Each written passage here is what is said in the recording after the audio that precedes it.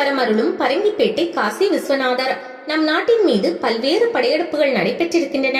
அந்த படையெடுப்புகளின் போதெல்லாம் கோவில்கள் கொள்ளையடிக்கப்பட்டு சிதைக்கப்பட்டுள்ளன.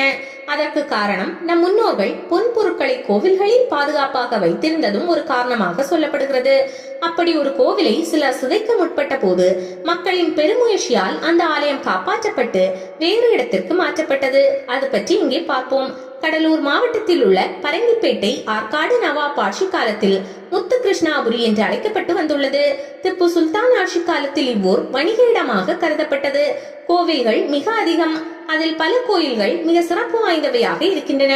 அவற்றில் ஒன்றுதான் பரங்கிப்பேட்டையில் உள்ள விசாலாட்சி உடனாய காசி விஸ்வநாதர் கோவில். இவ்வாலயம் யாரால் கட்டப்பட்டது என்பதற்கான சான்றுகள் எதுவும் இல்லை. பல ஆயிரம் ஆண்டுகள் இருக்கும் என்று அனுமானிக்கப்படுகிறது. இவ்வாலயம் திப்பு சுல்தான் காலத்தில் இவ்வூரில் உள்ள பாப்பான் கோடி தெருவில் சிறு ஆலயமாக அமையப்பெற்றிருந்தது.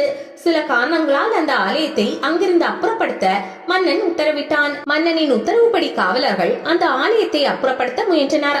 அப்போது அப்பகுதி மக்கள் எதிர்ப்பு தெரிவித்து, எங்கள் உயிரை போனாலும் இவ்வாலயத்தை நாங்கள் அப்புறப்படுத்த விடமாட்டோம் என்று போராடினர்.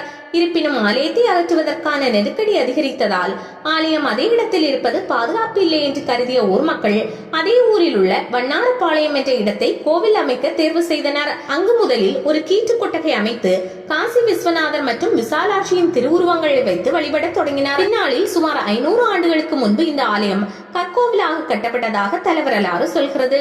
கோவிலின் முன்னால் மண்டபத்தில் பஞ்சமூர்த்திகள் சுதை சிற்பங்களாக காட்சி தர, இருபுறமும் நந்திகள் அமர்ந்திருக்க, வணங்கிவிட்டு உள்ளே வந்தால் கொடிமரம், நந்தி, பலிபீடம் ஆகியவை உள்ளன. மகா மண்டபத்தின் இடது பக்கம் விநாயகர், வலது பக்கம் சுப்பிரமணியர் அருள்பாலிக்கின்றனர். கோவிலில் தெற்கு முகம் நோக்கி 4 திருக்கரங்களோடு விசாலாட்சி அம்மன் தனி சந்நிதியில் காட்சியளிக்கிறார். அத்த மண்டபத்தின் உள்ளே சூரியன் சந்திரன் இருவரும் காசி விஸ்வநாதரை வணங்கியபடி எழுந்தருள, கருவறையில் காசி விஸ்வநாதர் கிழக்கு திசை நோக்கி வட்ட பீடத்தில் பானலிங்கமாய் அற்புதமாய் காட்சி தருகிறார். பீடத்தின் அடியில் மூல எந்திரம் அமைப்பது வழக்கம். ஆனால் இங்கு நவசக்திகள் அடங்கிய 9 எந்திரங்கள் அமைத்து அதன் மீது பீடம் அமைந்துள்ளது. கருவறை கோஷ்டத்தில் தட்சிணாமூர்த்தி, மகாவிஷ்ணு, பிரம்மா உள்ளனர்.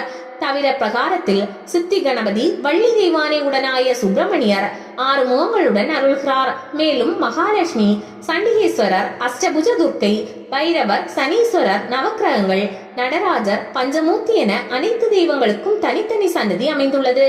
இவ்வாலயத்தில் 21 வெள்ளிக்கிழமைகள் தொடர்ச்சியாக காசி விஸ்வநாதரையும் விசாலாட்சி அம்மனையும் நெய் தீபம் ஏற்றி வழிபட்டால் திருமண வரம் கிடைக்கப்பெறும். குழந்தை வரம் கேட்பவர்கள் இறைவனுக்கு வாசனை திரவியங்களால் அபிஷேகம் செய்து வழிபடுகிறார்கள்.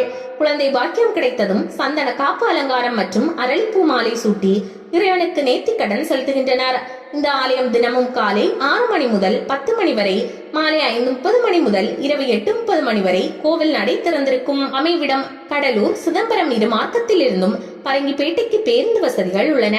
கடலூரில் இருந்து சுமார் 33 கிலோமீட்டர் தொலைவிலும், சிதம்பரத்திலிருந்து 18 கிலோமீட்டர் தூரத்திலும் இந்த ஆலயம் இருக்கிறது.